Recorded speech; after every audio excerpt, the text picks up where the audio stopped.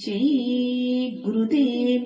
स्वामी जी ने अपने साधकों के कुछ प्रश्नों के जवाब देते हुए कहा, कल्पना जी, बड़ी अच्छी बात है। हफ्ते में एक दिन व्रत तो करना ही चाहिए।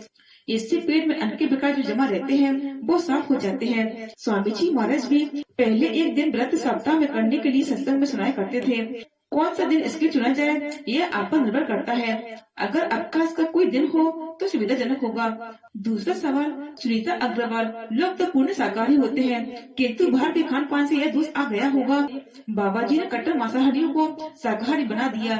मथुरा में जयगुरु मंदिर के देवता से प्रार्थना दिल से करो तो दया दुआ दोनों काम करेगी।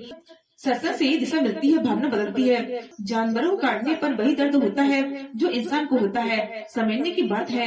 अंडा मांस खाना छोड़ दो, तुम्हारे हित में होगा। तीसरा जवाब, धीरज कुमार, जब नामदान लिया है तब भजन करना चाहिए। मन और चित्त एकाग्र होंगे तो अंतर में प्रकाश भी दिखाई देगा और सब भी सुनाई देगा। ऐसा स्वामी जी महाराज बताते हैं। धीरज नहीं तोड़ना चाहिए, सब बनाए रखना जरूरी है।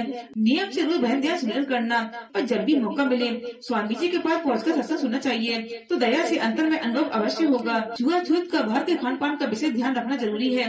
अन्यथा जब बाहर के गंदे कर्म में आत्मा व चढ़ जाएंगे तो मन रुका फीका रहेगा और भजन में नहीं लगेगा। चौथा सवाल, प्रभु दयाल जी, दुनिया का कोई भी काम हो आलस नुकसानदेह है।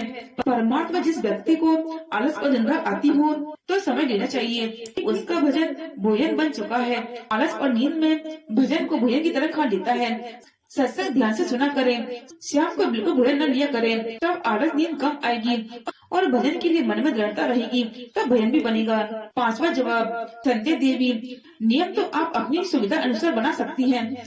वैसे 4 बजे प्रातः उठा करें और हाथ मुंह धोकर पहले सिमरन करें फिर भजन करें। सुबह शांत वातावरण रहता है, भजन अच्छा बनता है। भजन के लिए शांत वातावरण जरूरी है।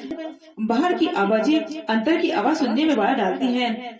छठवां सवाल, हरि प्रसाद जी, यह बात सही है कि जरा सा कुछ हो जाए या गलती हो जाए तो मन चंचल हो उठता है और सब कुछ अस्त व्यस्त हो जाता है। धैर्य नहीं खोना चाहिए। अपने गुनाह के लिए गुरु महाराज से माफी मांगते रहना चाहिए। वक्त को पहचानते हुए धैर्य के साथ वक्त को पार करना जरूरी है। कैसा भी वक्त हो, वक्त की कदर करनी चाहिए, ऐसा स्वामी जी महाराज ने कहा है। सातवां जवाब, मधुबाला, जो तुमने किताबों में पढ़ा है कि इंद्र भगवान या मेघराज आदि देवता हैं, वो सही है, देवता है और अपना अपना सब काम करते हैं। प्रकृति है, नेचर है, कोई कल्पना नहीं। जब जीवात्मा की आँख या तीसरी आँख खुलती है तब देवी देवता सब दिखाई देते हैं। रहते सब इस आसमान के ऊपर है। कहीं पानी कम, कहीं अधिक, कहीं हवा पानी एक साथ। देवता सबको कर्म अनुसार सुख आराम या कष्ट दुख देने का काम करते हैं। आठवां सवाल, बेदा चरण जी, आपने हाल ही में नामदान लिया है तो नाम रूप आदि सब याद ठीक ठीक होना चाहिए। जब तक पूरा याद नहीं हो जाए चैन से नहीं बैठना है। यह आत्मा का धन है। किसी पुराने सत्संगी से पूछ सकते हो। सिमरन ठीक से होना चाहिए। स्वामी जी सत्संग बार बार ही बताते हैं। नवा सवाल, बनवारी लाल जी, बच्चा भाग गया इसलिए परिवार दुखी है। स्वामी जी ने कहा है कि कर्मों की वजह से मुसीबतें आती हैं, सब लेन देन चलता रहता है। बाप भाग गया, बच्चा भाग गया या बच्चों ने माँ बाप को घर से निकाल दिया। यह सब ऐसा है कि कर्मों ने घेर रखा है, इससे कोई बच नहीं सकता, बचकर जा ही नहीं सकता। पूर्व जन्मों में जिसका लिया दिया है अदा करना ही होगा। कर्म में कर्जा देना ही पड़ेगा।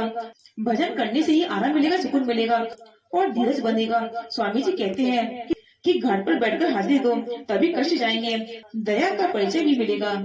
10वां सवाल, लक्ष्मी नारायण, सदगुरु सदना वाली प्रार्थना या स्वामी जी महाराज ने जो प्रार्थना अपने श्री मुख से बोलते हैं वह प्रार्थना सामूहिक रूप से न बोले, केवल स्वामी जी बोले तभी बोलना चाहिए।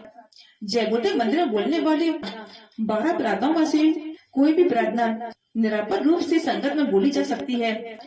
फसल में कीटनाशक दवा को डालते हैं, कीड़े मरने पर पाप तो लगेगा ही। हम दही खाते हैं उसमें भी कीड़े हैं। हम सांस में जो हवा लेते हैं उसमें भी कीड़े होते हैं। इस मृत्युलोक में रहने पर तो कुछ अनचाहे तौर पर कीड़े मरते, उनसे पाप भी लगता है, परंतु सिमरन ध्यान भजन द्वारा यह छोटा मोटा पाप गुरु की दया से समाप्त हो जाता है। अतः सिमरन ध्यान भजन में अधिक समय लगाओ। 12वां सवाल, प्रदीप दिल्ली से, सांसों की पूंजी हर श्वास के साथ खत्म हो रही है। सुबह की कसरत छोड़ना ठीक नहीं। हाँ, यदि आपको पहलवान नहीं बनना है तो उतना ही व्यायाम करें जितना शरीर को स्वस्थ रखने के लिए आवश्यक है। ध्यान व सिमरन भी अवश्य करते रहें जिससे सांसों की पूंजी सामान्य स्तर पर रहे। श्री सुशील चंद्र दास मधुबनी बिहार से। मनुष्य योनि कर्म योनि है तथा बाकी सभी योनियां भोग योनियां हैं। देवता को भी पुण्य समाप्त होने पर पूर्ण मनुष्य योनि में आना पड़ता है और इसी योनि में सिमरन ध्यान भजन करके गुरु की दया से सूरत अपने निरंतर सद्गुण जा सकती है। इसलिए देवता मनुष्य शरीर पाने को तरसते हैं। मनुष्य योनि में किया गया कार्य ही पाप पुण्य की श्रेणी में आता है। बाकी योनि में किया गया कार्य तो मनुष्य योनि में किए गए कार्य का भोग प्रतिफल है। कबीर दास जी ने कहा, वह भी मनुष्य के लिए ही है। जय गुरुदेव।